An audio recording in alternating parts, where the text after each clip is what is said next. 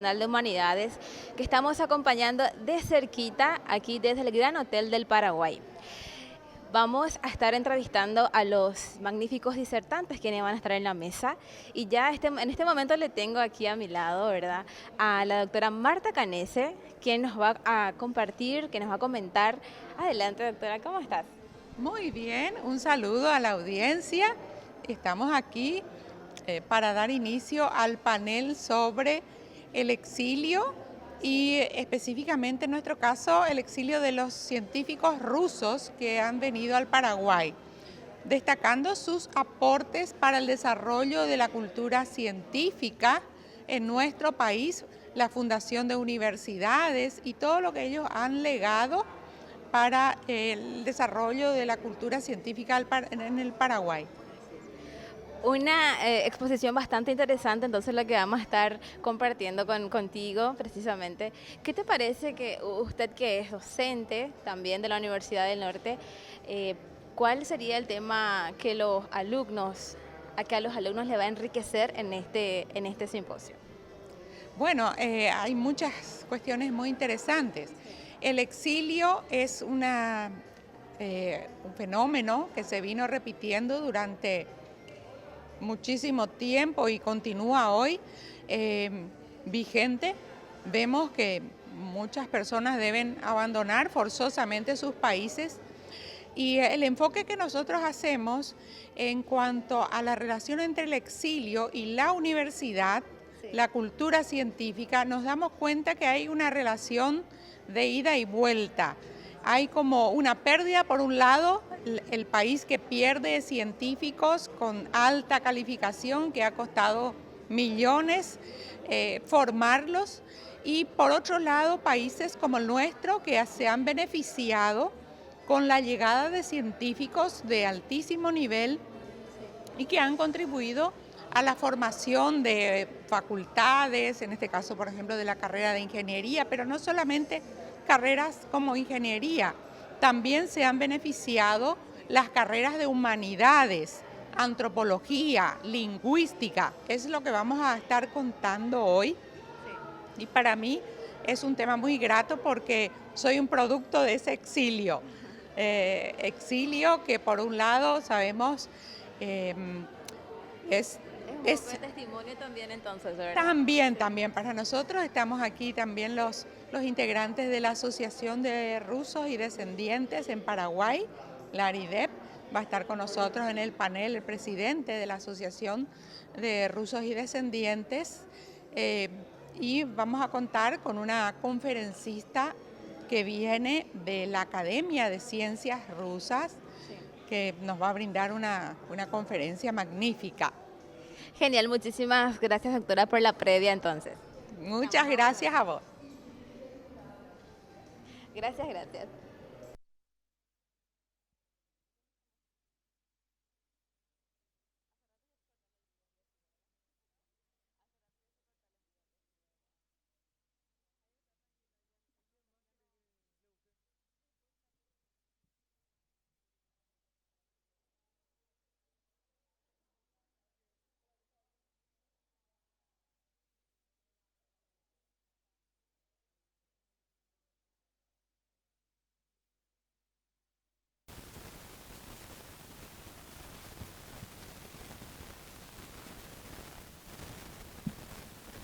Muy buenas tardes, damas y caballeros. Bienvenidos a esta segunda jornada del 10º Simposio Internacional de Humanidades de la Universidad del Norte. Comenzaremos la primera sesión de esta jornada denominada Aportes del exilio ruso a la cultura y a la educación paraguaya.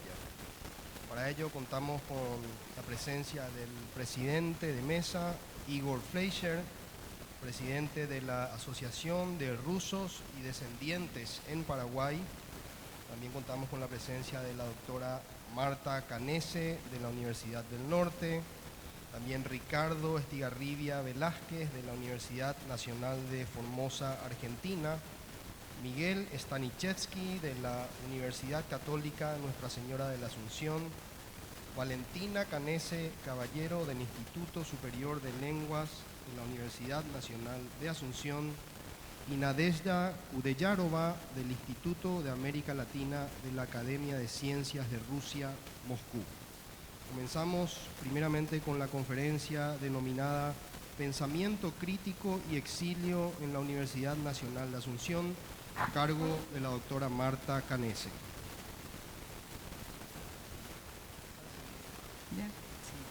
Sí, muy buenas tardes a todos. Vamos a ubicar aquí la presentación. Sí. El tema de mi ponencia se refiere al desarrollo del pensamiento crítico en la Universidad Nacional de Asunción y sobre todo el aporte de... sí, muchas gracias. El aporte del exilio como el pensamiento crítico viene a ser, por un lado, una causa del exilio. Por lo general, la persona pensante, la persona con un criterio autónomo puede ser molesta en determinados sistemas y se le invita a cambiar de país muchas veces. Y por otro lado, una gran oportunidad para universidades, para centros de investigación, empresas, como nuestro país, que ha sabido aprovechar, sobre todo en lo que se refiere al exilio de científicos rusos.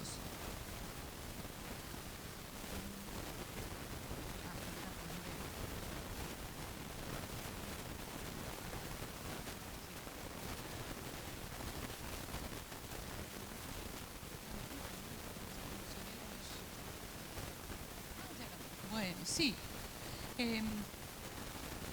Durante el siglo XX tuvimos muchísimos casos, ¿verdad?, de exilios masivos, sobre todo por las revoluciones, la Segunda Guerra Mundial. En el caso de Rusia, ¿verdad?, la revolución provocó el exilio de 3 millones de personas que llegaron principalmente a París, Praga, Constantinopla y después, posteriormente, a otros países, Estados Unidos, América en general, ¿verdad? En Alemania, Inglaterra, Estados Unidos y América Latina, este exilio fue muy importante. Supieron aprovechar esta oportunidad para contratar a estos científicos sumamente calificados. Incluso hay una historia bastante interesante que en un momento se denominó el vapor de los filósofos a una estrategia que utilizó el gobierno en ese momento, colocando a todos los filósofos intelectuales que cuestionaban el sistema o que podían ser considerados muy críticos, los colocaba en barcos bien, ¿verdad?, y los envió a Alemania. También hubo en exilios en tren y por todos los medios y atravesando pantanos, como relatan mis antepasados, ¿verdad? Bueno, el objetivo del estudio que estoy realizando, mi línea de investigación es el pensamiento crítico en la universidad. Por eso este tema me parece sumamente importante porque, como les mencionaba, por un lado es la causa del exilio y por otro lado es también un aporte que estos científicos sumamente críticos, sumamente calificados, llevan al país que los recibe. Bueno, para eso tuve que hacer, por supuesto, algunas entrevistas, recoger historias de vida y bueno, ese es un poco el resultado de lo que pude recabar, ¿verdad? Por un lado tenemos la fundación de la carrera de ingeniería en Paraguay, que es el aporte más importante que tuvimos en nuestro país. Se pudo fundar la Facultad de Ingeniería y a eso se van a referir los ingenieros. Ellos verán como algunos como descendientes directos y otros como descendientes intelectuales, alumnos, exalumnos de estos profesores rusos que fundaron la Facultad de Ingeniería en la Universidad Nacional de Asunción y que después a su vez fueron profesores en las otras facultades que fueron fundando esta carrera. Aquí algunos ejemplos de la literatura científica de los profesores rusos, libros que se imprimían en aquella época a mimeógrafo, que fueron autores de los principales libros que se utilizaban en la carrera.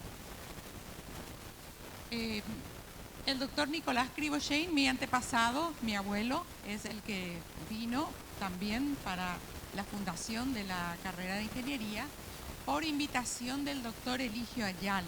Y aquí hay que destacar la visión que tuvo este presidente paraguayo para darse cuenta de lo importante que iba a ser esa adquisición de estos científicos, primeramente para todos los desafíos que enfrentaba Paraguay en ese momento en relación a la guerra del Chaco que ya se venía gestando. Y por otro lado, para formar a las nuevas generaciones con conocimientos científicos, tecnológicos que no existían ni en Paraguay ni en el resto de América Latina. Entonces, mi abuelo era descendiente de varios ingenieros, varias generaciones de ingenieros. En San Petersburgo hay 4 puentes que fueron construidos por mi bisabuelo, Grigori Krivoshein, y esa es la placa, ¿verdad? En uno de ellos, ahí está el grupo de ingenieros rusos con, todavía es una fotografía de aquel tiempo, ¿verdad? El grupo de ingenieros en la construcción de uno de esos puentes. Que, bueno, son maravillas hasta ahora que asombran por el desarrollo tecnológico que nos muestran, ¿verdad? Estos son. Pero lógicamente el pensamiento crítico provocó nuevos exilios. No quedó ahí, ¿verdad? El gran aporte de los científicos rusos fue esa postura crítica e innovadora, más allá de los conocimientos específicos que trajeron, pero la Universidad Nacional de Asunción fue intervenida en 1940 y desde ese momento, para ser profesor de la Universidad Nacional de Asunción, hay que ser paraguayo natural. Inmediatamente los extranjeros que molestaban todos fueron exiliados nuevamente. Mi abuelo fue a fundar la Universidad de La Plata en la Argentina y posteriormente pudo regresar a su patria con casi toda su familia, ¿verdad? Entonces, el ingeniero, por ejemplo, Leónidas Toroshenko, bueno, se van a referir más específicamente los ingenieros a eso, catedrático de la disciplina de puentes, tuvo que cursar nuevamente toda la carrera porque su título no era reconocido en la Universidad Nacional de Asunción para ser profesor. Fue la nueva línea que siguió la universidad cuando cambiaron un poco las cosas y comenzaron a ver como un peligro nuevamente la presencia de gente que pensaba diferente, que pensaba de forma crítica. La primera ingeniera del Paraguay, no podía dejar de destacarla, mi profesora Natalia Siribalín, llegó al Paraguay en 1925 con apenas 2 años y bueno, fue profesora de las carreras de ingeniería, también arquitectura, matemáticas y fue distinguida como profesora emérita de la Universidad Nacional de Asunción. Después los ingenieros van a agregar seguramente más datos también sobre ella. Y aquí también quiero destacar que los exiliados rusos que aportaron a las humanidades, entre ellos el general Iván Belayev y Natalia Krivoshein. En cuanto a Belayev, que también vamos a tener más ponencias sobre él, es un caso muy especial, un exilio no precisamente político, según me informaron, ¿verdad?, personas que conocían de ese tiempo, sino más bien un exilio romántico. Él se casó en tiempos del zarismo todavía, ¿verdad?, con una mujer de otra clase social. Y eso era terrible, ¿verdad? Siendo un militar de alta jerarquía, un general, casarse en ese momento con una mujer mujic, campesina, ¿verdad?, de origen humilde, era un pecado mortal que deshonraba no solamente a él, a su familia, sino a toda la clase militar, a todos los compañeros. Todos se sentían ofendidos por un acto de esa naturaleza. Es difícil situarse en ese momento, pero entonces fue un exilio romántico, digamos, que él asumió como humanista y demostró su alto nivel humanista en todo lo que protagonizó a partir de ese momento en Paraguay, ¿verdad? Vino en primer lugar para colaborar con la demarcación del Chaco, ¿verdad?, de la inspección de lugares donde había agua y todo eso, pero para eso contactó con la comunidad indígena Macá, que fue la que le proporcionó los mejores datos.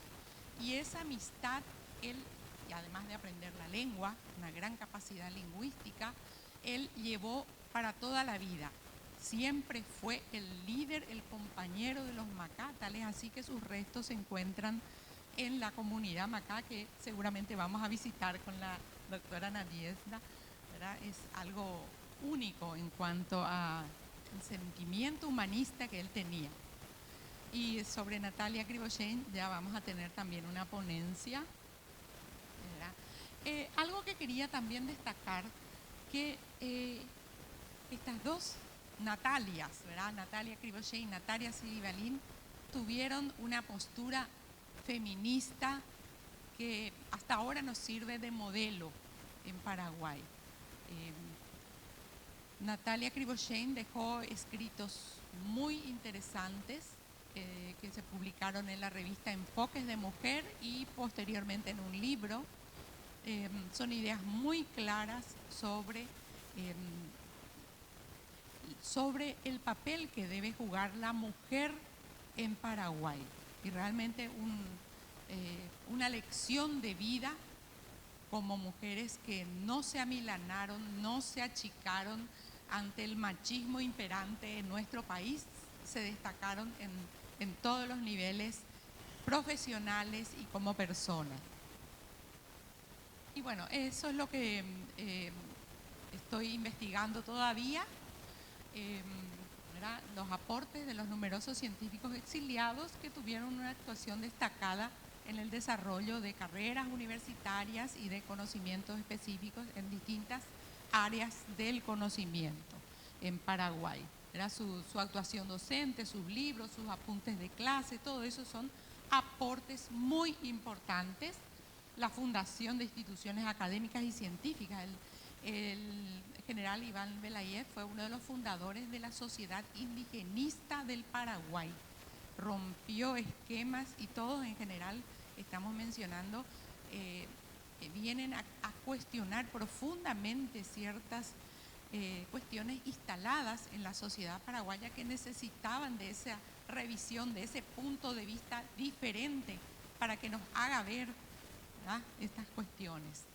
Y sus aportes entonces no se limitaron, ¿verdad?, a conocimientos específicos, sino sobre todo esa visión crítica y transformadora, requisito indispensable para la formación de una cultura científica en Paraguay. Bueno, básicamente eso es lo que quería compartir con este grupo. Muchas gracias.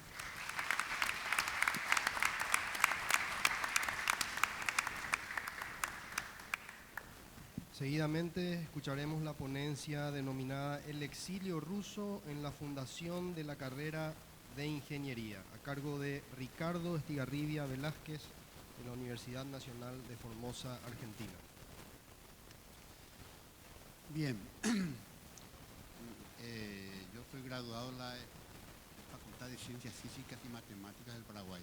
También soy docente de la Católica en el área de hormigón pretensado y puentes, ¿verdad? Me considero uno de los herederos de la cultura tecnológica de los rusos. Todavía tuve 3 profesores rusos cuando cursé la carrera. Les cuento un poco la anécdota de cómo se fundó la Facultad de Ingeniería. La Universidad Nacional de Asunción se fundó en el año 1889, ¿verdad?, y también al mismo tiempo la Escuela de Agrimensura. Como lo explicó la doctora Marta Canese, esa visión de estadista del doctor Eligio Ayala decide fundar la Facultad de Ingeniería, pero no había nada. ¿Quién iba a enseñar? Lo nombra como decano interino al doctor Cecilio Báez, decano de la Facultad de Derecho, jurisconsulto, canciller, expresidente de la República, representante del Paraguay en la Conferencia de la Paz del Chaco, etcétera, etcétera. Y era un hombre de muchísimas anécdotas. En esa época estaba de moda la filosofía positivista, y él estaba en esa línea, ¿verdad? Una anécdota para focalizarlo nomás a Cecilio Báez. Él entró en una polémica muy seria con Juan Oleari, ¿verdad? Y se encuentran en la calle Palma. Y había indígenas o mercaderes vendiendo en la acera, ¿verdad? Y uno de otro tenía que dar un paso al costado. Y le dice Oleari a él: yo no doy paso a los burros. Y él se pone en un costado: yo sí, adelante, pase usted, le dice. Esas son las anécdotas, tiene muchas. Y bueno, estudiaba Derecho el ingeniero Pastor Desiderio Gómez, que después fue decano nuestro, fue mi profesor, porque todos los profesores que yo tuve fueron formados por los rusos, todos, casi sin excepción. Y eran de primera, gente con mucha moralidad y muchísimo conocimiento técnico, porque en esa época la enseñanza era prácticamente personalizada, ¿verdad? Bueno, no había otra alternativa que estudiar Derecho en la época, y ya estaba cursando el tercer año de Derecho Pastor Gómez, y va junto al decano de Ingeniería, que era el doctor Cecilio Báez, ¿verdad?, pidiéndole qué requisitos había que presentar para ser estudiante de la carrera de Ingeniería. Ah, si es para ser estudiante, cédula de identidad visada por la policía, certificado de estudio, etcétera, etcétera. 1000 problemas. Ahora, si usted se ofrece como profesor, puede comenzar ya. Eso es lo que le respondió, ¿verdad? Y bueno, se abrió la carrera y justo fue en el año 24, 25, con los exiliados rusos que vinieron. Al mismo tiempo, había que preparar al Paraguay nuevamente para un conflicto militar, ¿verdad?, de guerra. 60 años atrás tuvimos una guerra genocida de exterminio y de nuevo una nueva guerra, y había que contratar gente. Y bueno, como dijo la doctora Canese, él tuvo esa visión y vinieron como 50 militares rusos a incorporarse al ejército paraguayo. Y se tuvo que suspender la carrera de ingeniería, ¿verdad? Recién en el 36 se reabrió. Y tenía tanto prestigio estos rusos que se inscribieron 70 estudiantes. Los primeros graduados fueron Roque Saldívar, Juan Cameron Genes, Pastor de Gómez, Luis Apaleari, todos fueron profesores míos. Tomás Villarejo, Roberto Sánchez Palacio, también fue decano, Rodolfo Canese, un tío de Marta, Luis Leandro Volta Gaona, Enrique Torraz, José Delmiro López, cariñosamente le decíamos Zapito, ¿verdad? Claudio Romero y Luis Canuto Herrero. Esos fueron los primeros graduados. Con eso se va instalando esta carrera, de manera que la tecnología que usamos es la tecnología de la Academia de Ciencias Rusas, porque varios de ellos eran miembros de la Academia de Ciencias Rusas, es lo que vinieron. Inclusive, se cree que vino al Paraguay, no está confirmado, el famoso Timoshenko, de la Universidad de Stanford. ¿Por qué? Porque él se carteaba con el profesor doctor Nicolás Krivoshein, abuelo de Marta. Y fue en la época en que vino la caída de la bolsa en los Estados Unidos y muchos ricos hasta se suicidaban ahí por la crisis económica.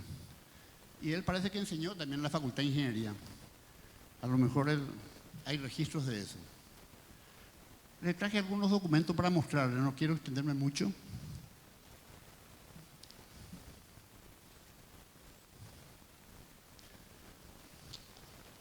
Leónidas Toroshenko, una gran persona, gran profesor, profesor de Puente. La visión que él tenía, se veía venir la tecnología que ahora recién está de moda, que es la de hormigón pretensado, que se aplica en puentes y en edificios. Él ya lo contrató al ingeniero Vidal Galeano Burgos en el año 70 y fue mi profesor. Imagínense la visión que ella tenía. Leonidas Todorchenko, una gran persona.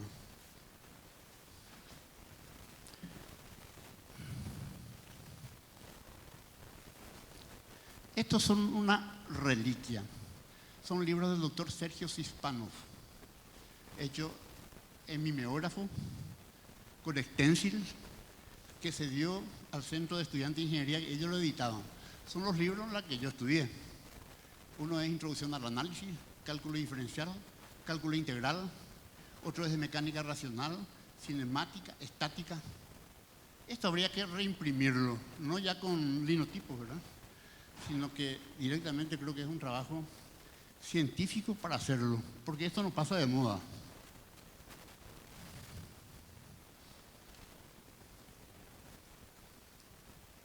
Esto está en el archivo del Ministerio de Defensa. El general de división, profesor doctor, Estefan Bisocolán fue mi profesor. Él fue profesor de teoría de probabilidades. Y en el ejército enseñaba balística. Él estuvo en la batalla de Stronger, donde un tío mío, que era comandante de un batallón del RI-12, Mariscal López, fue, digamos, trasvasado por las fuerzas bolivianas. Bueno, murieron muchísimos, entre ellos un ruso. Este trabajo lo hizo él como auditor de guerra y está en los archivos del Ministerio de Defensa. Creo que hay que rescatar todas las hojas de servicio de los más o menos 20 militares rusos que murieron en el combate. Uno de ellos es Kasianov, Iván Kasianov. Tenía un amigo íntimo que estaba trabajando en París. Cuando se enteró que murió su compañero de armas de caballería, habían estado en la Revolución Rusa y otras cosas, deja su trabajo de París. Tenía una oficina de derecho, algo así, y también trabajaba en un banco. Y viene y se enrola para reemplazarlo a Iván Kasianov. Imagínense lo que hizo. Hasta que después es herido también en combate. Bien. Creo que no les quiero aburrir, pero es así. Somos descendientes de eso. Nos permitió a los ingenieros paraguayos realizar el proyecto Itaipú. Y yo trabajé en una consultora en San Pablo, Brasil, en la Promon Ingeniería, donde proyectamos los bloques principales. Y ahí llegamos a tener 50% de participación. Creo que sin ningún complejo nos hemos manejado a nivel internacional. Yo les digo, fue esa escuela. A mí hasta ahora me asombra la calidad y la capacidad del ingeniero Luis Leandro Volta, que en la época ya nos enseñó análisis matricial de estructura. Fue alumno directo de Krivosheim en forma privada. Y es lo que usamos para los cálculos a través de computadora. Luis Leandro Volta, alumno directo de Krivosheim. Esa formación es lo que todavía tenemos y transmitimos a nuestros estudiantes. Bueno, no les voy a aburrir más, así que buenas tardes. Muchas gracias.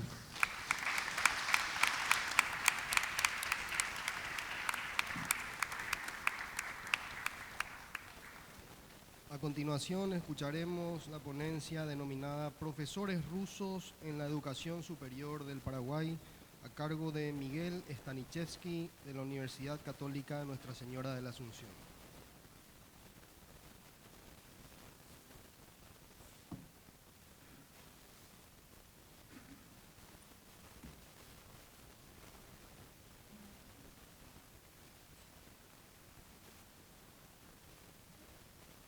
Muy buenas tardes. Bueno, ante todo agradecer a la organización que nos han invitado a participar de este interesante evento. Estamos aquí realmente contando un poco lo que fueron nuestros padres o nuestros familiares en el fondo. Tienen que entenderlo, que nos cuesta un poco también hablar de ellos, pero de cualquier forma es importante dar la significación que representó eso para la sociedad cultural paraguaya. En esta presentación entonces estamos hablando de los aportes del exilio ruso a la cultura paraguaya y profesores rusos en la educación superior del Paraguay.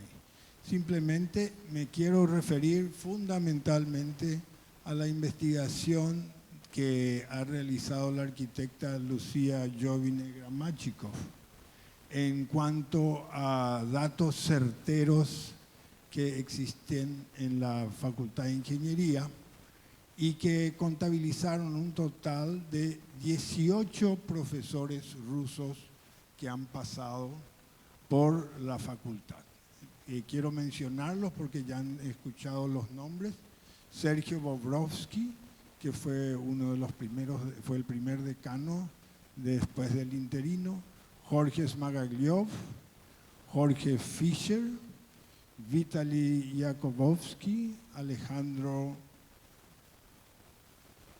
Piatrovsky, Wadam Sakharov, Alejandro Bomolyevich, Sergio Conradi, que también fue decano de nuestra facultad, Sergio Sispanov, que han también participado en la fundación y que fue uno de los destacados ingenieros, Nicolás Snarsky, Nicolás Samovsky, Nicolás Krivoshein, ya han escuchado de él abundantemente, Vladimir Volokov, Stefan Visokolan, que también fue profesor de la facultad, Mikhail Leonti, Juan Isakov, Leonid Stororenko y finalmente en la lista cierra Natalia Srivalin, que fue mi madre. Yo también soy egresado de la facultad de la Universidad Nacional, de la Facultad de Ingeniería, y tuve ya solamente la felicidad de que fuera mi profesora Natalia Srivalin, quien recibió todo el aporte de todos los otros profesores. Ella muy joven ya creció y se educó en Paraguay y llegó a ser de la cátedra titular de materiales y procedimientos de construcción, que yo la tuve de profesor. Y por referencias del ingeniero Estigarribia, que nos acaba de mencionar, todos nuestros profesores fueron formados y él tuvo una oportunidad de tener a 3 profesores rusos directamente. Yo ya no los tuve, sí los tuve a los profesores que fueron educados por nuestros profesores rusos. Entonces, quizás el aporte de esta presentación es hacer público de que hay registros de 18 rusos que conformaron el plantel de profesores. Cómo esto se extendió hacia otras facultades es una tarea que va a quedar pendiente, pero aparentemente donde muchos se concentraron los rusos en el área científica fue en la Facultad de Ciencias Físicas y Matemáticas, porque no había otra escuela. La ingeniera Natalia también, como rusa, que se naturalizó en el año 1946 paraguaya, también participó como profesora de física en la Facultad de Matemáticas de la Universidad Nacional de Filosofía y también en la Facultad de Arquitectura, en la Cátedra de Materiales de Construcción. Fue un aporte fundamental también porque creo que muchas alumnas que pasaron por la facultad veían en ella un modelo de encarar la ingeniería sin temor alguno, porque había una persona que demostraba que no había ningún problema en eso. Hay un poco más de extensión que se puede decir de ella, y entre las muchas cosas que pudo participar, fue fundadora o por lo menos participó en la fundación de varias sociedades científicas del Paraguay y también gremiales. Finalmente traigo a colación dos fotos de rusas que estuvieron ahí. Una de ellas es, por supuesto, Natalia, que en el año 1953 se recibió como primera mujer ingeniera civil en el Paraguay. Y también el registro de la existencia de Zoya Sispanov de Kalinikov, que también tenemos herederos que están acá hoy con nosotros, que fue agrimensor público en el año 1944. Y estos ya, ellas eran hijas de los rusos que estuvieron fundando en Paraguay nuestra querida facultad. Con esto cierro esta presentación con esos dos aportes que quería traerles. Gracias.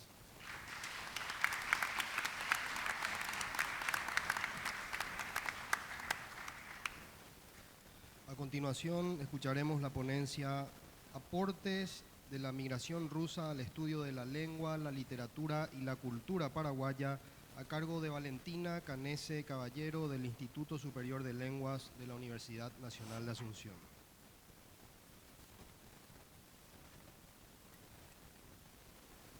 Buenas tardes, yo soy Valentina Canese, soy también nieta de Natalia Krivoshén, y acá la doctora Marta me pidió hace un par de meses participar aquí para exponer un poco algunos de los aportes que hizo mi abuela, la madre de la doctora Marta, en lo que respecta al estudio, la promoción de la lengua y la cultura guaraní. Yo en este momento actualmente soy la directora del Instituto de Lenguas y tengo a cargo las carreras de lengua inglesa, francesa, alemana, portuguesa y lengua guaraní. Y todos los docentes que trabajan conmigo la recuerdan con mucho cariño a la licenciada Krivoshén por haber sido también profesora de ellos en la facultad. Entonces vamos a ver si puedo hacer funcionar esta cosa. Bueno, acá. El derecho. Bueno, como ya comentaron, Natalia Krivoshén nació en Praga, en el exilio ya ruso, y vino a Paraguay de muy chiquita, también alrededor de los 4 o 5 años, estuvo en el Colegio Internacional y también estuvo en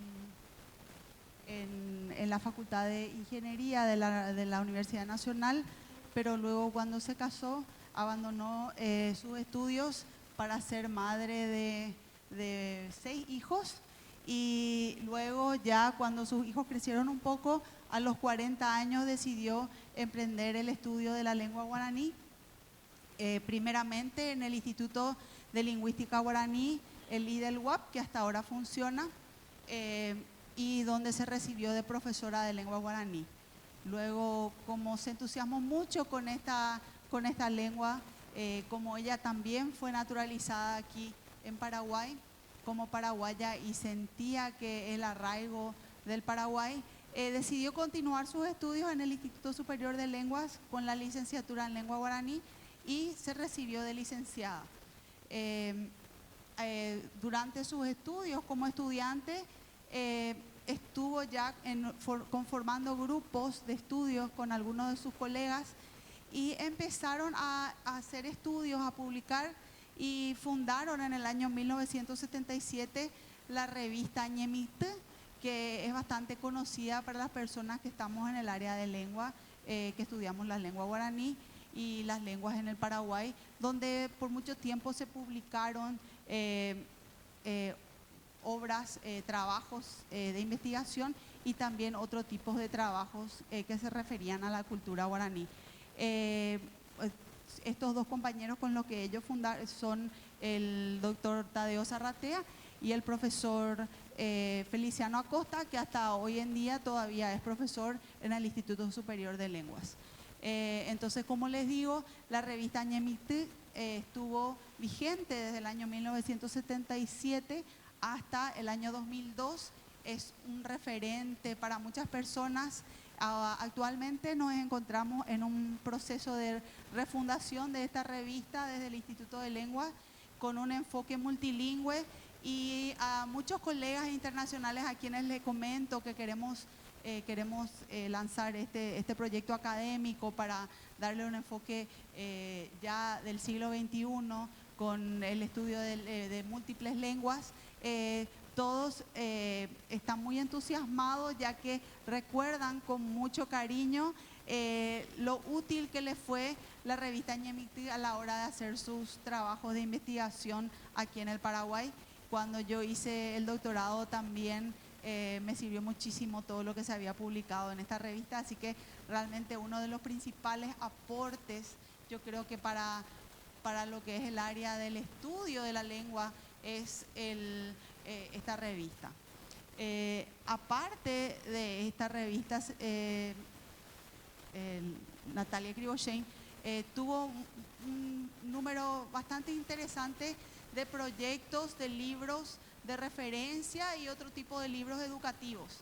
Aquí voy a mencionar solo algunos porque yo sé que algunos se me han pasado y bueno, se rescatan especialmente la gramática que publicó en el año 1983 y que hasta ahora sirve de referencia para muchos de los estudiosos de la lengua guaraní, que hoy en día, con la conformación de la Academia de la Lengua Guaraní, se está utilizando como uno de los materiales que se está utilizando de referencia para la revisión y la reformulación de lo que es la gramática guaraní.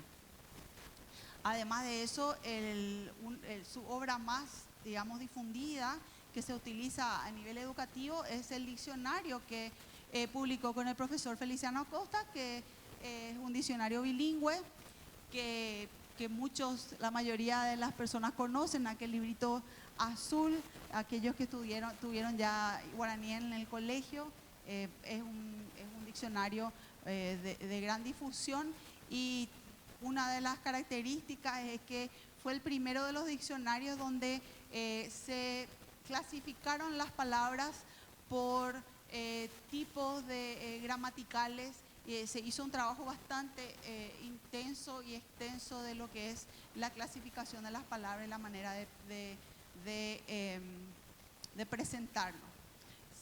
También en una entrevista que le hice hace ya unos años atrás a Natalia, cuando estaba haciendo el estudio de doctorado, me mencionó que en más de una ocasión aparentemente este diccionario fue plagiado, así que quizás también es un cierto honor que te plagien un trabajo, ya que hiciste un trabajo tan bueno que otras personas consideran que vale la pena copiarlo. No digo que esté bien, pero es algo que... Y después también publicó un material de referencia de guaraní para medicina con el profesor Acosta y con mi abuelo, el doctor Arquímedes Canese, que era titular de la cátedra de microbiología de la Facultad de Medicina. Y no sé si... Y aparte otros libros más de referencia que ya en honor al tiempo no voy a mencionar todos. Aparte, durante el tiempo que estuvo escribiendo, hizo un trabajo bastante interesante de libros bilingües que en las veces que yo hablé con ella, yo tuve la oportunidad de hacerle una entrevista en profundidad en un estudio piloto para mi tesis de doctorado. Ella me mencionó que, bueno, uno de sus principales anhelos o esfuerzos era cómo enseñar la lengua guaraní. Por eso que el libro ese ahí está, el que dice Yaleena Guaraní, un manual de lectura para el guaraní. Una de las cosas que más le preocupaba a ella era que cómo se iba a estudiar, cómo se iba a aprender, que los docentes, que los estudiantes, que las personas tengan materiales didácticos en lengua guaraní. Y bueno, en ese esfuerzo se publicaron una serie de libros bilingües, como los libros de Caí, que hizo con el profesor Acosta, y el Mombehuaú, que hizo con el profesor Zarratea, en varios volúmenes, y que ya fueron editados múltiples veces. Yo creo que estos libritos tienen también una difusión bastante amplia a nivel de tercer ciclo, donde se utilizan para el aprendizaje de la lengua guaraní. Y finalmente escribió múltiples artículos sobre lengua y cultura guaraní, aspectos lingüísticos, aspectos culturales, que fueron publicados no solamente en la revista Ñemití, sino en otras revistas, como la revista del Centro Paraguayo de Estudios Sociológicos. Y bueno, aquí les paso una pequeña lista de algunos de los títulos: Cultura y bilingüismo en el Paraguay, el guaraní como lengua aglutinante y polisintética, sobre la unificación del alfabeto, un montón de cosas que eran las preocupaciones de ese momento a nivel académico, que en los años 90, cuando ella estuvo en el movimiento para que el guaraní se promulgue como lengua oficial del Paraguay.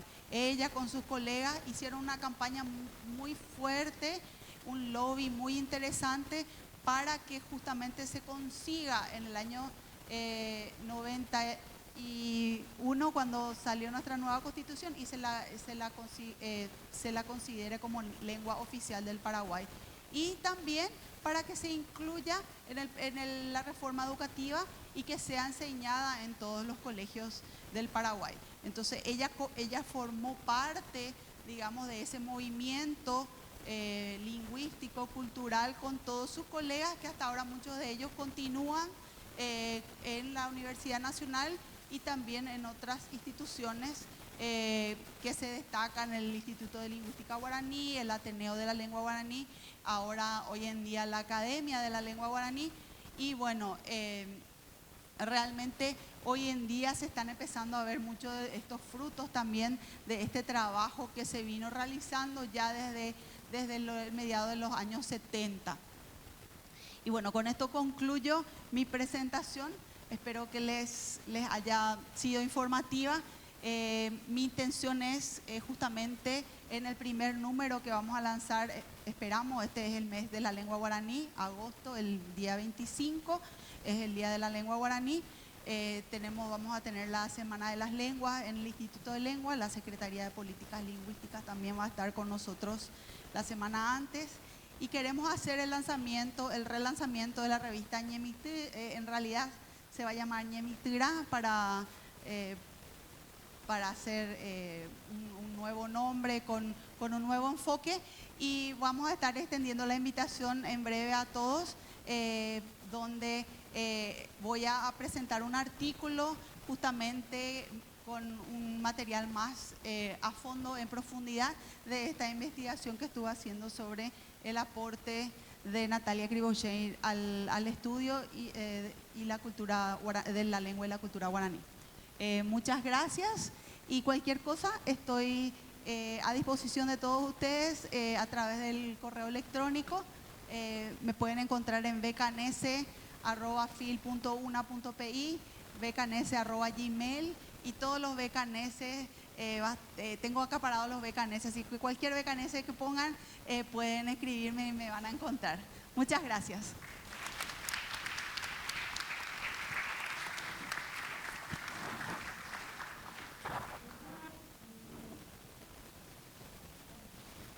Señoras y señores, seguidamente escucharemos la conferencia magistral de nuestra invitada internacional, denominada El exilio ruso y la revolución, integración, talento e imagen de la patria, a cargo de Nadezhda Kudeyarova. Bueno, antes de entrar en esta materia importante de la doctora Kudeyarova, yo quiero hacer una brevísima exposición para que se entiendan mejor algunas cosas. Pareciera ser que es una situación rara porque vinieron profesores, ingenieros rusos a enseñar en el Paraguay la profesión de ingeniería y también de otras ramas de la ciencia, qué era lo que pasaba en el Paraguay en los años 20, cómo era el país. Nosotros estamos viviendo ahora en un país civilizado. Pareciera extraño que tienen que venir gente de afuera para fundar toda una facultad. Pero ¿qué ocurría?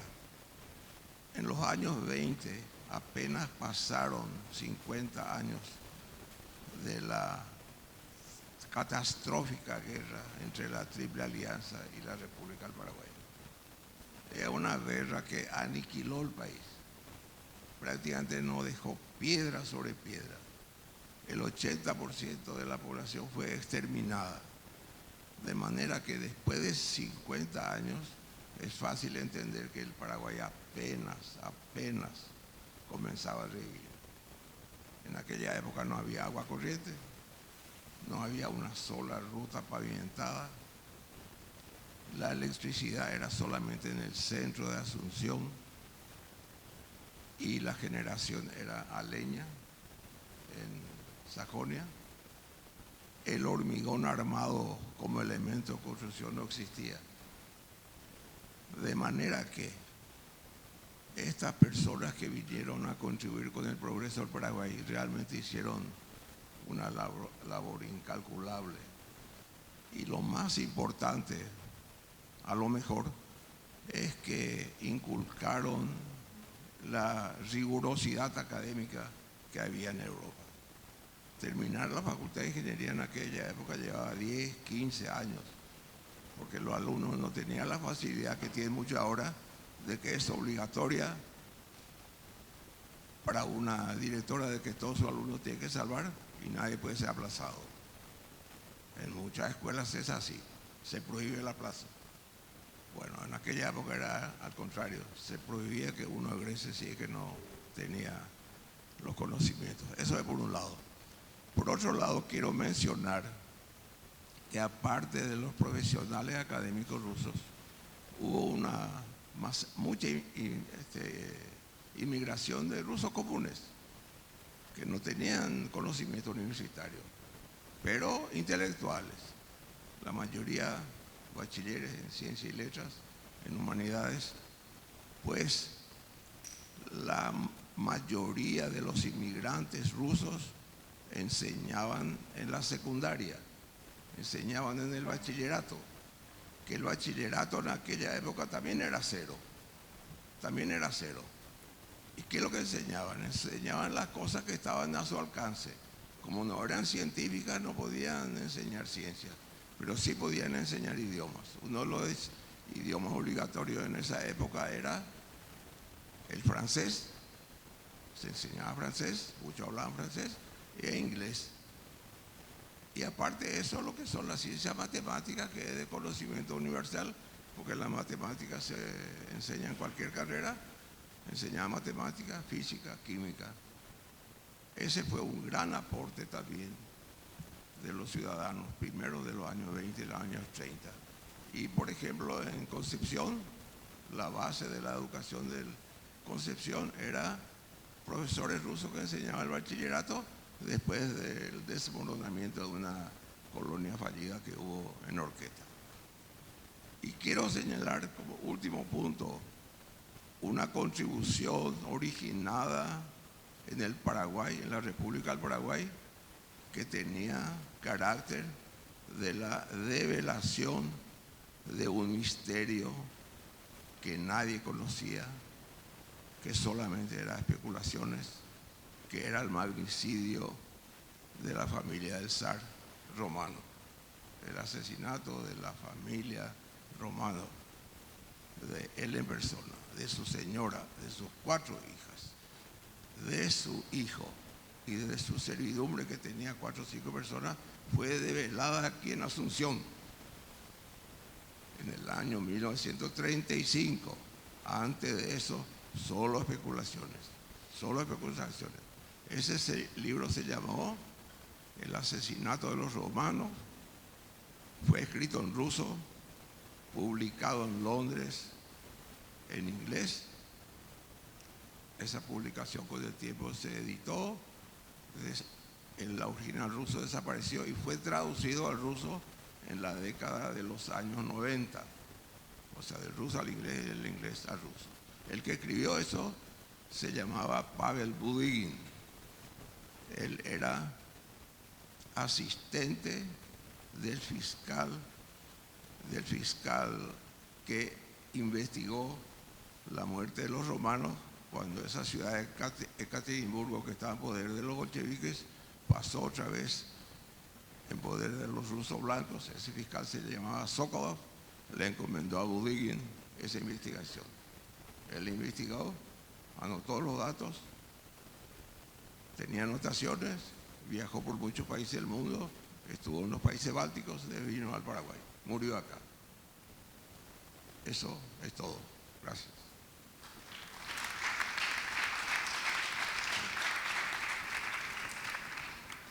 Seguidamente presentamos a la doctora Nadezhda Kudeyarova, investigadora principal del Instituto de América Latina de la Academia de Ciencias de la Federación Rusa, autora de más de 70 obras científicas dedicadas a los problemas sociales de América Latina, autora de los artículos sobre Paraguay, Perú y Costa Rica en la nueva enciclopedia de Rusia, experta del Consejo Ruso de las Relaciones Internacionales, quien nos brindará la ponencia denominada El exilio ruso y la revolución, integración, talento e imagen de la patria. La recibimos con un fuerte aplauso.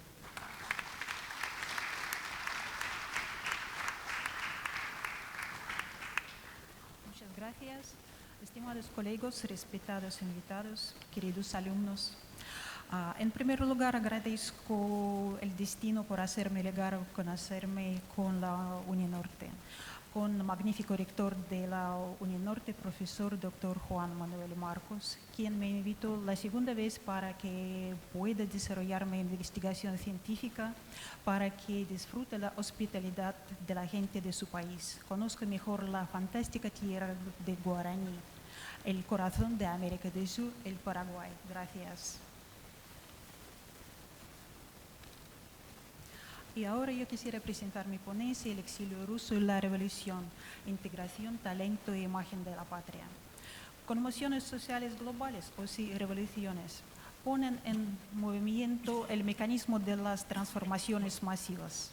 Las estructuras estancadas del sistema sociopolítico empiezan a quebrarse, arrastrando tras de sí las vidas y los destinos de miles y miles de personas. En el siglo XX, las consecuencias de la Revolución de Febrero y el golpe de Estado de octubre, la Revolución de Octubre en Rusia, dejaron huellas en el desarrollo de todo el mundo. La guerra civil que empezó después de la Revolución dividió la población en dos campos implacables. Miles de personas abandonaron el país salvando sus vidas sin encontrarse en el nuevo género social de la vida. El exilio es una etapa trágica de la vida para mucha gente, pero desde el punto de vista de la ciencia es revelada del proceso general de migración. La emigración masiva de los ciudadanos de Rusia empezó luego del inicio de la revolución y continuó hasta los años 1921 y 22. El símbolo del exilio postrevolucionario de la élite intelectual de la sociedad rusa fue el éxito del año 22. El otoño del año 22, en dos trenes, Moscú-Riga y Moscú-Berlín, en dos barcos, Oberburgomistro Haken y Prusia, de la Rusia soviética, fueron expulsados unos 200 de los intelectuales indeseables para el poder gobernante, entre ellos casi todos filósofos rusos. Este hecho histórico dio un lugar no tanto al inicio de las represiones políticas como la descensión dentro de la cultura rusa. A partir del momento cuando el barco Prusia desatracó a su viaje histórico, el pensamiento ruso dejó de ser un fenómeno monolítico, ya que se dividió trágicamente en Rusia, en el extranjero y Rusia soviética. La peculiaridad de la migración rusa consistió en el amplio contenido social que incluía con todos los estratos sociales, no solamente aquellos privilegiados. La determinación del volumen de la migración rusa es una tarea difícil por la falta de la información estadística confiable. Según los datos históricos del alemán Hans von Rimscha, la cantidad de los emigrantes rusos en Europa en el año 21 alcanzó a la cantidad de 2.935.000 de personas. Aunque estos cálculos dejan fuera del paréntesis a los refugiados fuera de Europa, ya sean en América del Norte y del Sur, en África, Australia, Asia, China. La estructura profesional y la ocupación de los inmigrantes se puede analizar aproximadamente. De la calidad total de los inmigrantes registrados, el 23% eran obreros, 41% eran agricultores. Intelectuales obligados al trabajo manual y físico son 31%. Los que continuaron sus oficios intelectuales solamente 5%. Así, de toda la gente capaz de trabajar, el 90% fueron obligados a realizar trabajos físicos.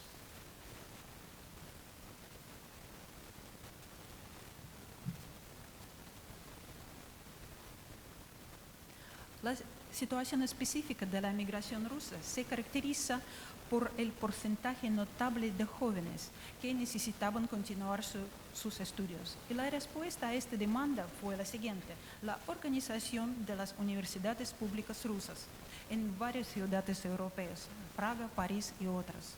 En París, los inmigrantes rusos inauguraron 8 centros de enseñanza superior para los alumnos de la comunidad rusa, entre ellos por su estatuto oficial y el nivel de su enseñanza, destacan los departamentos rusos en la Universidad de Sorbonne, en los que trabajan 40 famosos profesores rusos. Fue fundado el Instituto de Comercio, el Instituto Ruso Politécnico, Instituto Superior Técnico, Instituto Ortodoxo. En año 25 fue fundado el Instituto Franco-Ruso, Escuela Superior de las Ciencias Políticas y Jurídicas. En año 21 en París fue fundado el Conservatorio Ruso. El estudio de ballet en dicho conservatorio encabezó famoso Sergei Lifar. Los recuerdos sobre la cultura musical rusa, las tradiciones de la cual inició Sergei Diaghilev en sus temporadas rusas, favorecieron al éxito del Conservatorio Ruso.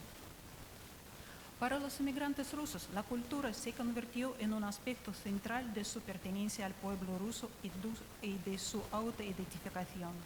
La inmigración rusa no pudo y no quiso identificarse ni con Rusia soviética ni con los países occidentales por el peligro de perder su lengua, símbolos y valores, es decir, la historia y cultura nacional, que incluye no solamente las obras literarias y científicas, sino la fe, la iglesia, la escuela, el teatro, las revistas y los periódicos diferentes, es decir, todas instituciones que plasman la pertenencia del individuo a la nación. El exilio de los representantes destacados de la cultura y ciencia rusa, sin duda, un episodio trágico de la historia de Rusia del siglo XX. Muchos de ellos se convirtieron a los científicos famosos del siglo XX, que dejaron huellas notables en la ciencia y en la cultura mundial. Para entender el estado del sentimiento dual de la tragedia personal, puede ayudar el análisis de las biografías de los representantes destacados de aquella onda de exiliados. Para la ciencia social es increíblemente interesante la biografía de Peterim Sorokin, gran filósofo del siglo XX. Su nombre en la sociología sin duda se encuentra al lado de filósofos famosos como Auguste Comte, Émile Durkheim y Max Weber. En año 17, Peterim Sorokin con alegría aceptó la caída del régimen zarista, aunque al caerse en el torbellino del desorden revolucionario rápidamente sufrió una desilusión. Al final del siglo XVIII, Sorokin volvió a trabajar a la Universidad de Petrograd. Petrograd es la ciudad de San Petersburgo. En este periodo, él preparó para publicar 2 tomas de su obra magistral, Sistema de Sociología. Sorokin dejó de trabajar sobre el último tomo para investigar personalmente el fenómeno de hambre masiva en el sur de Rusia. El libro Influencia del hambre a la conducta de la persona, la vida y la organización social fue publicado en año 22 después de censura cruel. Este libro fue una de las causas del exilio del científico el otoño del año 22. Después de vivir un año en Checoslovaquia, Sorokin aceptó la invitación de venir a América para dictar un ciclo de clases, de las clases magistrales sobre las causas sociales de la Revolución Rusa.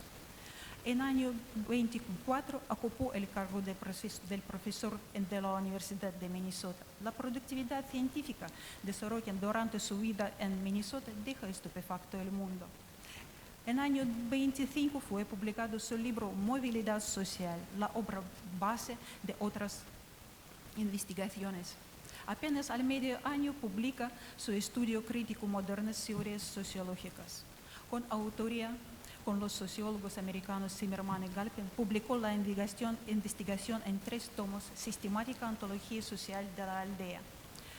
En el año 30, Sorokin acepta la invitación de la Universidad de Harvard, donde encabezó el Departamento de Sociología. Al final del semestre de los años 30 y 31, la administración de la universidad toma la decisión de transformar el departamento en Facultad de Sociología, y Sorokin dirige esta facultad.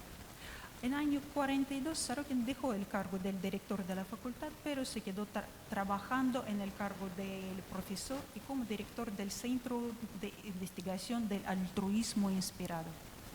Sorokin nunca se sintió totalmente reconocido, ni él mismo tampoco quería ni aceptaba todo lo que pasa alrededor de él sin pensar.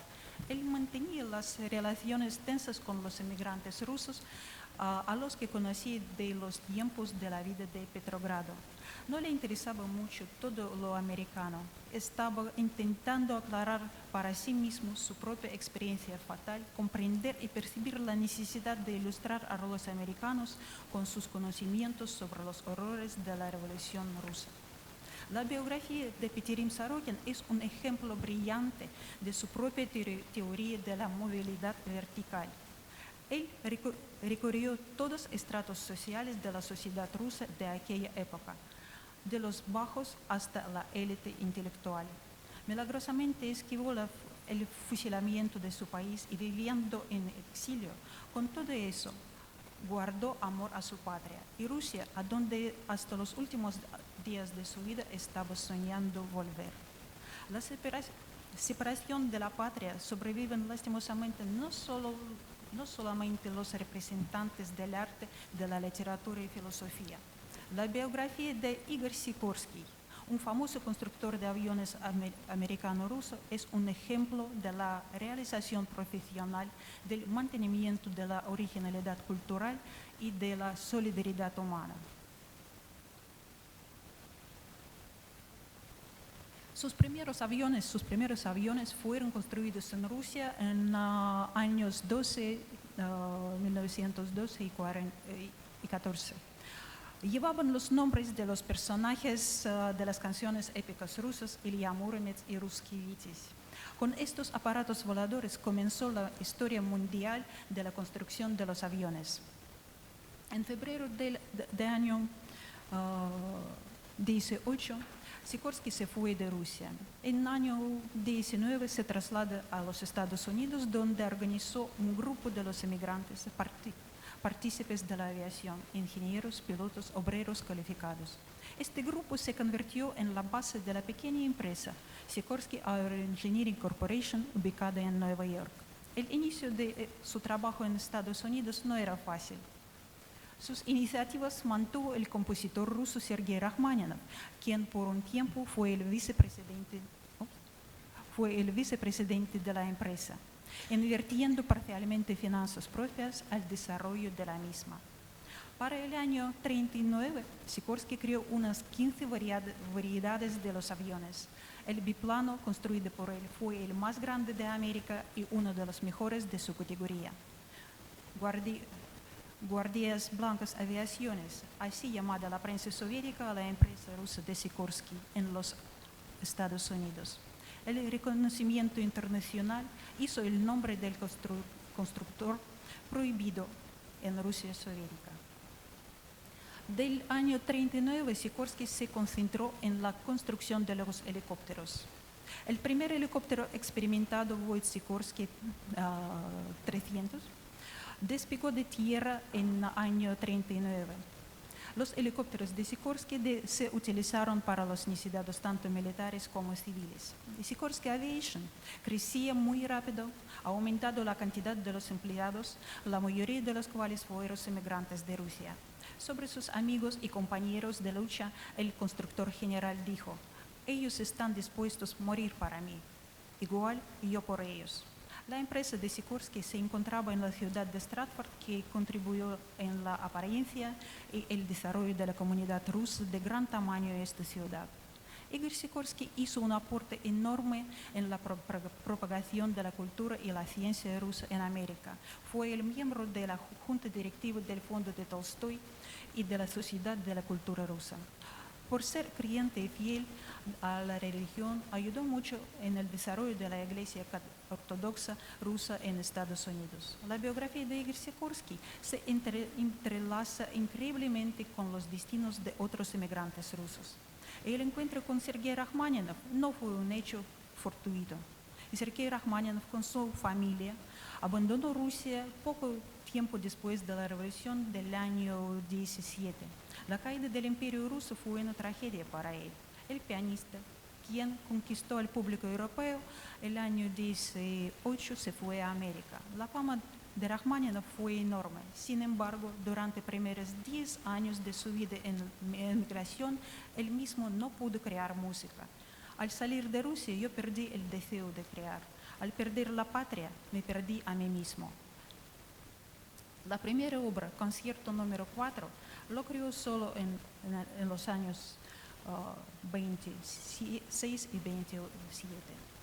Rachmaninov, a pesar de la gloria y numerosas invitaciones, se comunicaba casi solamente con los emigrantes rusos. En los últimos años de su vida, Rachmaninov creó los bailes sinfónicos, que los investigadores de la música consideran como una de las mejores obras del compositor. En los bailes sinfónicos se notan los motivos de la ópera del compositor ruso Nikolai Rimsky-Korsakov, Gallito de Oro, y los motivos de la música religiosa ortodoxa a la que Rachmaninov fue fiel durante toda su vida. Rachmaninov era intolerante al poder soviético, pero amaba y no estuvo destinado a Rusia. Durante los años de la Segunda Guerra Mundial, él mismo transfirió sus honorarios a las necesidades del Ejército Rojo para mantener de la defensa de la Unión Soviética. Por su dinero construyeron un avión, una ayuda factible de un ruso para la victoria sobre el enemigo. Creo que creer y creo a la victoria, escribió el músico. El deseo de guardar la cultura, tradiciones y la lengua fue característico de la mayoría de los emigrantes. Algunos continuaron escribiendo en ruso, concentrando el auditorio de los rusohablantes a su lado. Otros estaban intentando salir del ambiente tan estrecho. En este contexto, como el ejemplo excepcional, sirve la biografía del escritor Vladimir Nabokov. Él hablaba con misma fluidez el ruso, el inglés y el francés. Estas lenguas le rodeaban desde su niñez en San Petersburgo. En abril del año 19, la familia de Nabokov abandonó Rusia para siempre. Vladimir fue guardado en la Universidad de Cambridge, Trinity College. En el año 25 escribió su primera novela, Mashenka. En el estilo de esta novela se siente la influencia de la manera y el lenguaje del escritor ruso, laureado del premio Nobel Iván Bunin.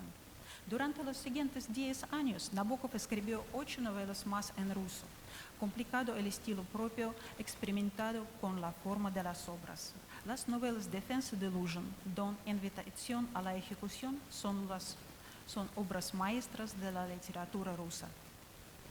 En el año 37, la familia de Nabokov se asentó en Francia, pero en mayo del año 40 fue obligada a escaparse de París a Estados Unidos buscando refugio de las tropas de Alemania fascista. En América, a partir del año 40 hasta el año 58, Nabokov dicta clases de literatura rusa y mundial en el Colegio de Wesley y luego en la Universidad de Cornell, y trabaja en el laboratorio entomológico del Museo de Zoología Comparativa de Harvard. Viajando durante las vacaciones por los Estados Unidos, Nabokov creó la novela provocativa Lolita. La novela fue publicada primeramente en Europa, en París, y después en América. Esta novela trajo la gloria mundial, el reconocimiento internacional y bienestar financiero al autor.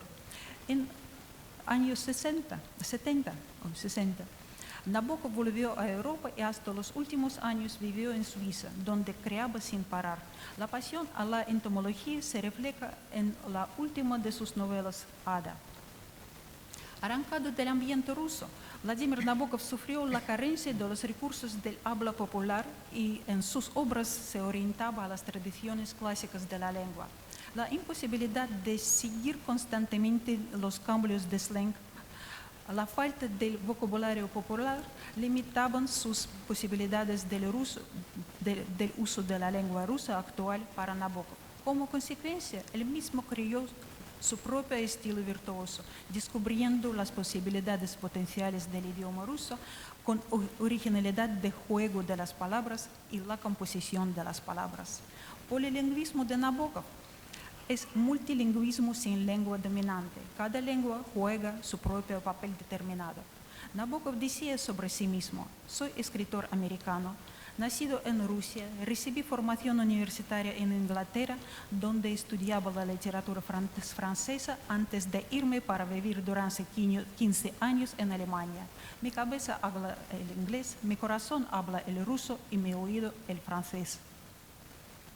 Esta valoración polifacética es característica para los emigrantes exiliados de Rusia. Rechazo de la revolución, amor a la patria, contradicciones de la Segunda Guerra Mundial. Todo eso lleva a la gente a la dicotomía constante de las evaluaciones personales de la realidad. Dos espacios independientes de la vida intelectual rusa estaban entrelazaban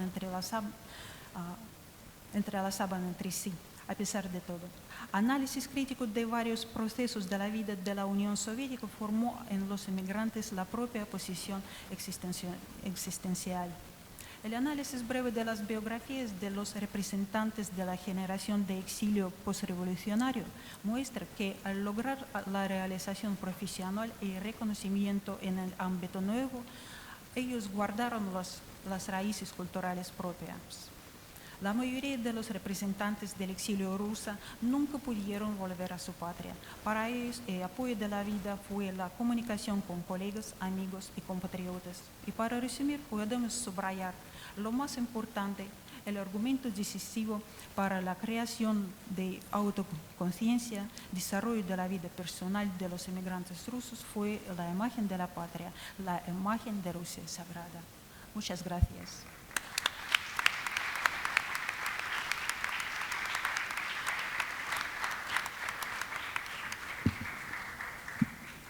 Seguidamente abrimos un espacio para preguntas. Pueden levantar la mano quienes deseen formular preguntas para cualquiera de los panelistas aquí presentes. Ya enseguida les acercamos el micrófono. Por favor, los que van a formular preguntas se pueden poner de pie. Buenas, yo tengo una pregunta para Nadezhda. Quisiera saber si esos artistas y grandes ciudadanos huían de la Rusia revolucionaria o de la guerra. Y si es que hubieron los que se quedaron, si es que habían gente que se quedaba igual y se desenvolvía como sabían. Gracias por la pregunta, estimados colegas.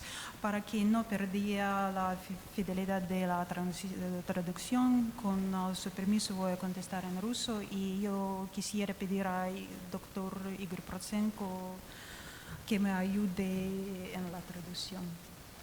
¿Le puede acercar el micrófono al doctor Igor, por favor? Gracias.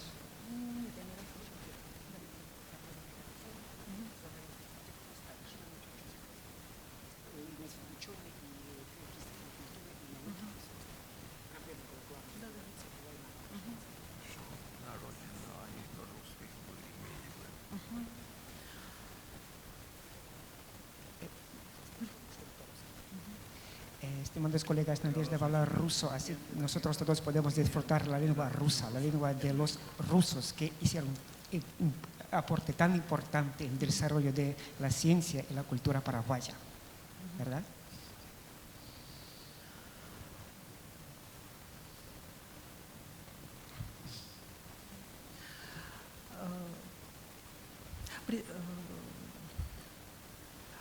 Художники, писатели и ученые, которые остались в России, часть из них восприняла идеи революции, и они продолжили свою работу в своем профессиональном качестве. Unos pintores, bueno, la gente del arte sí que aceptaron las ideas de la Revolución Soviética y se quedaron en Rusia para seguir trabajando.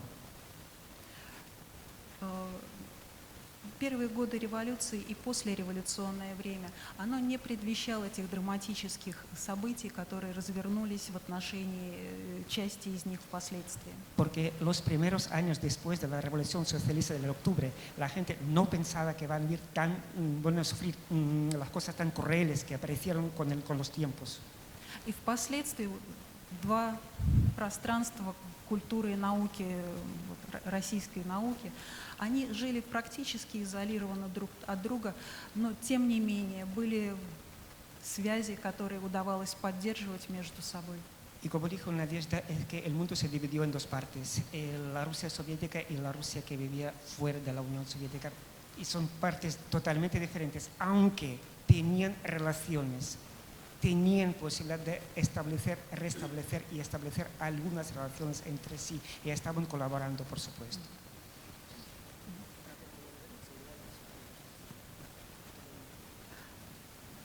Если смотреть последовательно, гражданская война была прямым следствием революции. Y contestando a la pregunta si la revolución o la guerra fue la causa principal para la inmigración, la guerra fue la consecuencia ya de la revolución. Lo primero es revolución porque se fue. И поэтому мы не можем разделить между собой революцию и гражданскую войну. Y por eso nosotros no podemos dividir la revolución y la guerra civil en Rusia. Siguiente pregunta, doctor Gonzalo Navajas. Sí, una pregunta, por favor.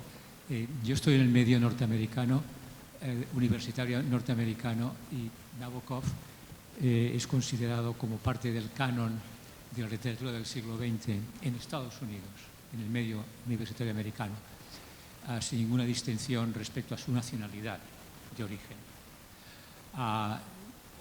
¿Cómo se ve a Nabokov en el mundo universitario ruso y en el mundo cultural ruso en la actualidad? ¿Se le considera como parte del canon literario nacional de una manera marginal? No lo sé. Como no lo sé, me gustaría mucho que pudieras comentar al respecto, por favor.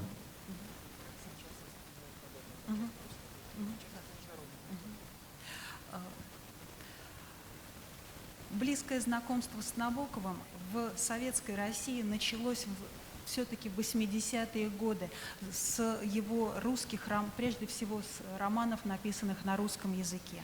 La gente rusa descubrió a las obras de Nabokov ya en los años 80 del siglo pasado y primeramente con las obras escritas en ruso.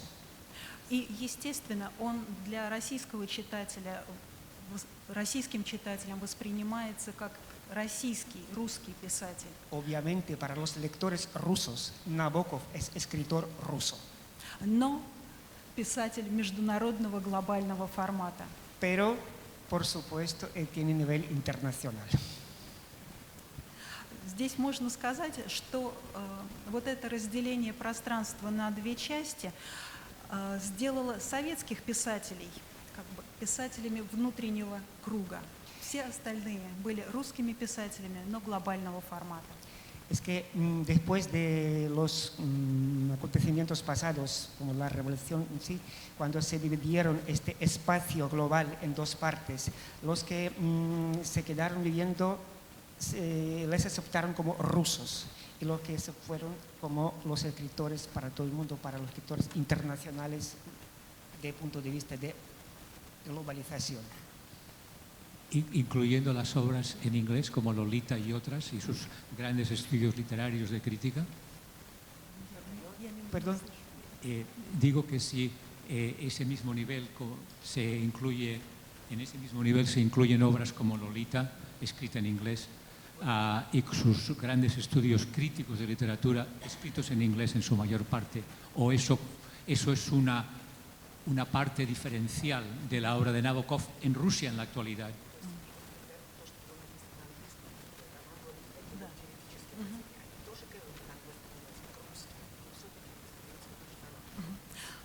Романы, написанные на английском языке, воспринимаются как международные, но его курсы и его работы с критикой русской литературы воспринимаются как русская литература. Es que las novelas, las obras de bellas artes, como Lolita, por ejemplo, escritas en inglés, sí, por supuesto, nosotros aceptamos como las obras internacionales, pero sus artículos críticos sí son rusos, son nuestros.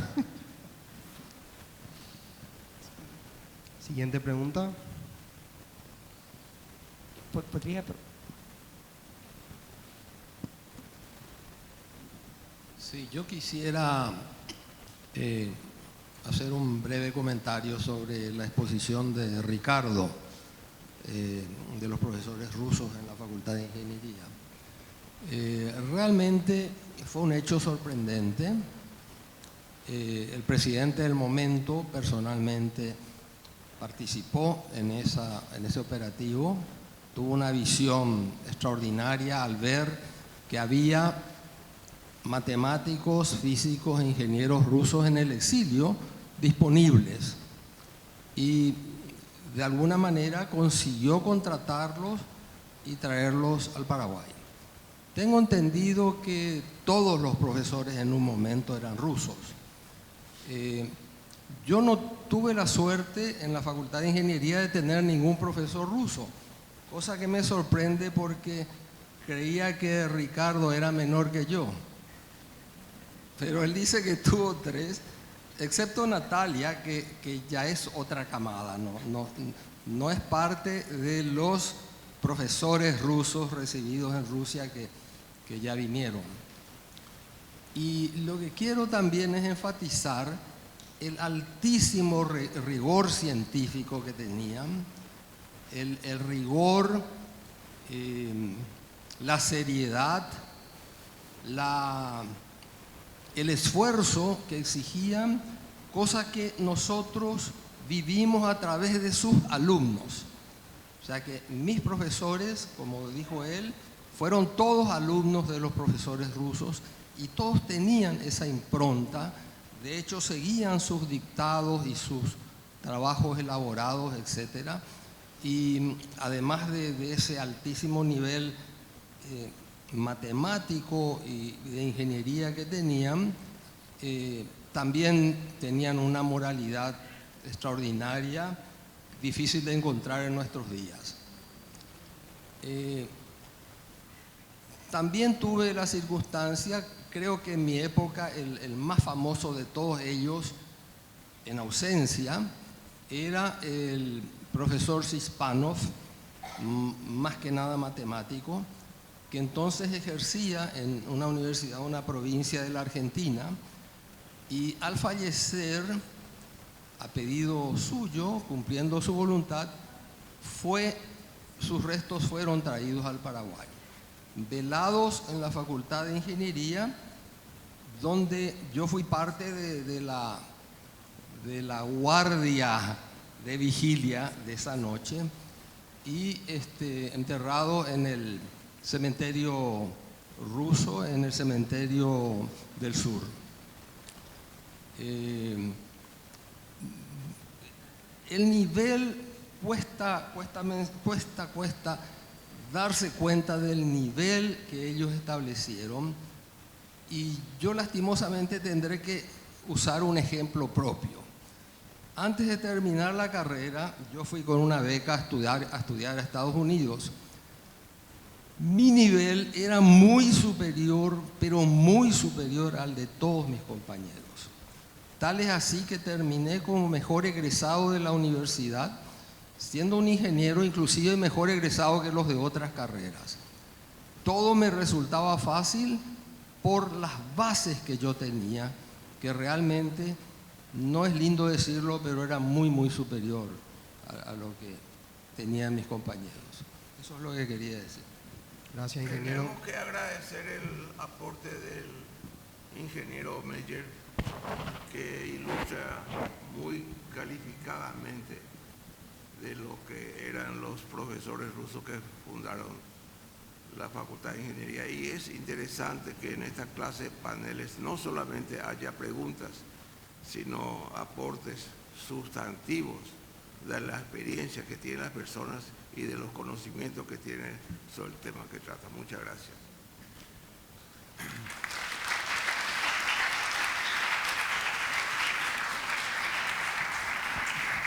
Yo quisiera señalar que nos honra con su presencia el ingeniero Luis Fernando Meyer, un gran ingeniero. Tiene numerosísimas obras en Paraguay, ¿verdad? Fue uno de los miembros del Grupo Consultor Alto Paraná, de altísimo nivel. Y yo tuve 3 profesores en la época. Toroshenko, que enseñaba puentes, Stefan Visocolán, que al mismo tiempo era general de división, ya tenía muchísima edad. Visocolán, el general Visocolán, venía con su jeep militar y su chofer.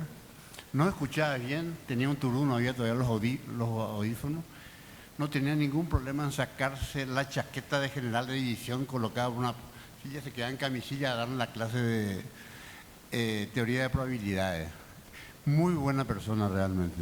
Él sí tuvo 11 hijos. Y la Natalia Siribalín de Staniszewski, creo que es la materia, era conocimiento de ensayo de material.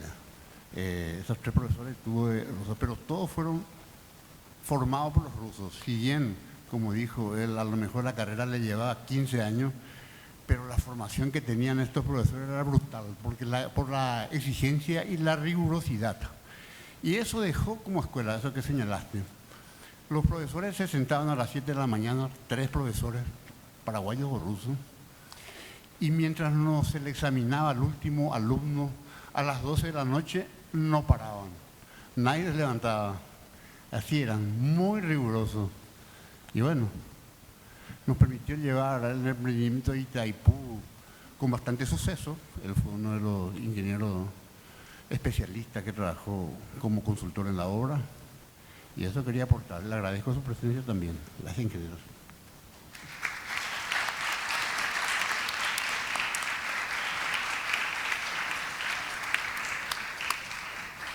Siguiente pregunta. Primeramente, pequeño comentario, es que hablando de Sergei Sheskovsky y Bobrovsky, son 2 personas totalmente olvidadas en Rusia de momento, pero el vicerrector de la Universidad Politécnica Pedro el Grande, el doctor Dmitry Kuznetsov, que vino acá el año pasado, anunció para el octubre de este año un programa de televisión sobre la vida de Shespanov y de Bobrovsky en una de las cadenas principales de Rusia que se llama Mir, eso en español, El Mundo, y también en la radio, una de las cadenas principales de la radio que se llama Rusia.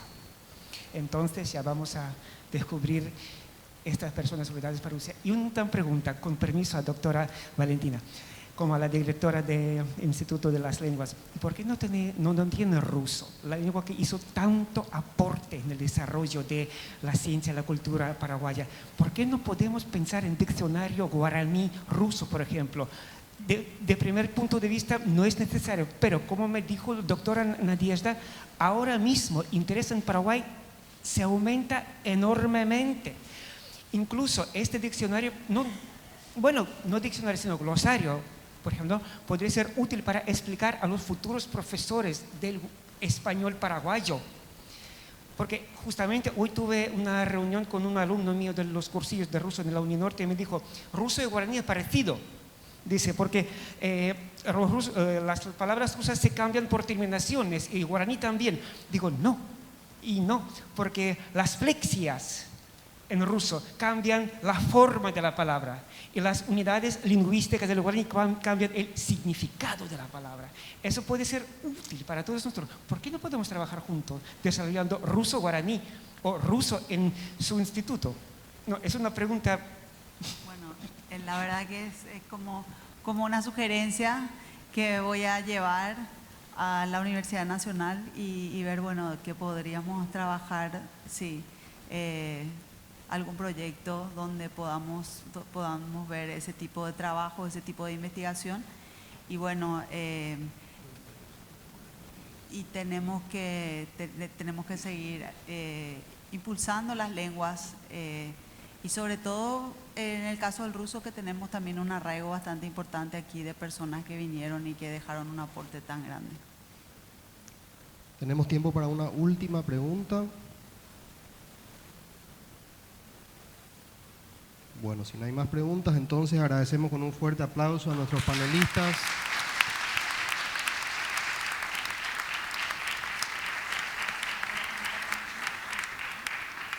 Seguidamente tendremos un receso de 20 minutos.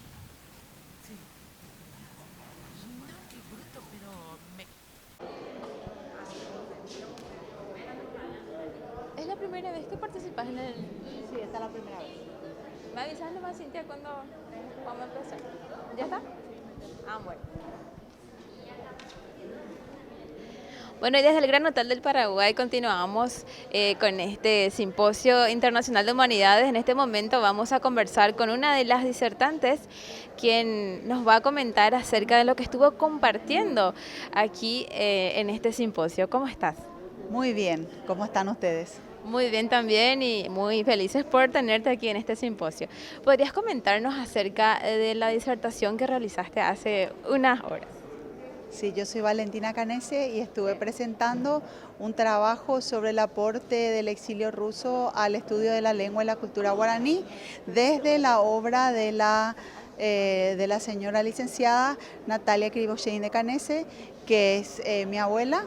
Y en la presentación presenté, bueno, la trayectoria de ella en el estudio de la lengua guaraní, presenté sus principales obras y a través de ellas el aporte que ella hizo al estudio de la lengua y la cultura guaraní en el Paraguay. Que son muchos aportes en realidad y súper importantes. Sí, la verdad que ella participó en el movimiento que impulsó la oficialización de la lengua guaraní, también estuvo como docente en el Instituto Superior de Lenguas de la Universidad Nacional de Asunción y dejó un legado bastante importante a través de sus obras, sus libros, sus artículos científicos y la revista Ñemité. Bueno, muchísimas gracias. Muchas gracias a ustedes y les agradezco la invitación. A usted, doctora. Hasta luego. De esta manera, entonces, estábamos conversando con la doctora Valentina Canese, quien estuvo presente también aquí en este 10º Simposio Internacional de Humanidades.